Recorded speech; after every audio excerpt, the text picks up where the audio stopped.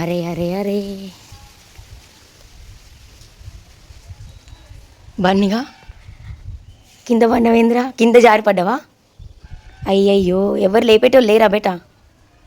అయ్యో, ఎంత కష్టం వచ్చింది నాయన నీకు. సగం చెప్పు కొరికి పండుకున్న వలసిపోయి టబ్బు పక్కనే పెట్టుకున్నాడు పైకి ఎక్కడానికి. కోతొస్తే టబ్బులో కూర్చొని బవ్వు అంటున్నాడు. ఆ టబ్బు కూడా కింద పడేటట్టుంది సగం. ఈమెంటో కాపలా వాడికి. పిల్ల, ఓ పూరి పిల్ల, అరే నువ్వు జారిపడ్డావు కదా, నిజం చెప్పు.